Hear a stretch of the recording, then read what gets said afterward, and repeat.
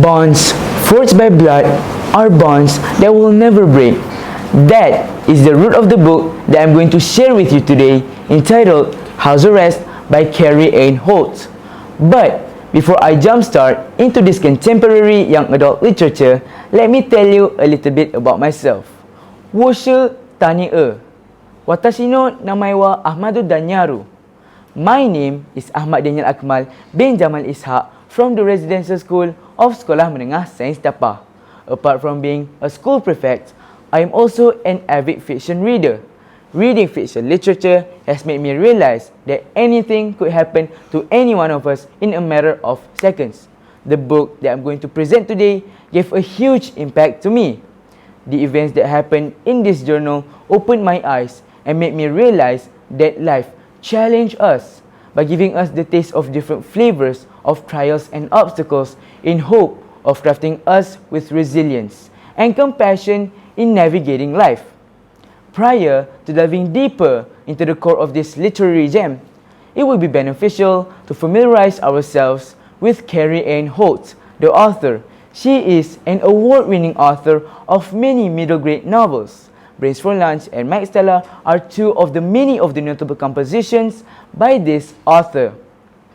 However, out of all of her creations, why did I decide to bring forth this inked gem, which is 298 pages and 4 chapters long, published by Scholastic, you asked? Well, I'm going to tell you the reason now. Written in the format of a journal, the pages unravel the events that happen within the frame of weeks. It's like reading over Timothy's writings. House Arrest journal in its early stages tells about the struggles the world faced following the years after the discovery of subglottic stenosis. In this journal, it focuses on a boy named Timothy who originally had a normal middle school life. But since his little brother Levi was born, his life started to get miserable due to his little brother suffering from the disorder which causes his family's financial crisis.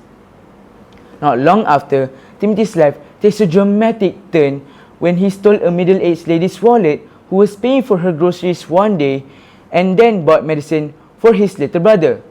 He was then caught by the police and it sentenced him to house arrest. And thus begins Timothy's days in a confinement. Those mundane days of going to school, taking care of Levi, and basically going anywhere while being supervised flung Timothy to a journey on self-discovery and redemption that will change him in ways he never imagined. As Timothy navigates the complexity of his situation, he forms an unlikely bond with his probation officer James, a gruff yet compassionate man who sees potential in him that others overlook. With his guidance and support, Timothy begins to find courage and embrace his unknown future. Ultimately, Timothy did end up in juvie even after a lot of effort put into his probation hours. He was sent to juvie for a crime of underage and reckless driving. He did all of that just to save the life of his little brother who was desperately gasping for air caused by a blockage in his trachea. At the end of the day, his little brother's life was saved, but with the cost of him going to juvie. If you ask me, I truly believe that Timothy did not regret anything he did, but instead felt relieved after saving the life of his little brother. Not many of us can have that kind of loyal sentiment. So, ladies and gentlemen, one thing that I learned best from this book is that brotherhood relationship can never be destroyed. Like the saying goes, blood is thicker than water, that is often interpreted to mean that familial bonds are stronger than any other relationships or obligations, which explains why Timothy would make such sacrifices just for his little brother. This is something that many of us can learn from. I am truly inspired by the main character, Timothy, who is around my age, but is able to make such sacrifices at a very young age. I am so impressed with how he sees the world and how he intends to bring the world to his little brother, even with the cost of his own freedom. This book pushed me to put it under spotlight for everyone to read and devour because his act, though received backlashes as it is, did save a life. I doubt that I could do the same thing in the same situation.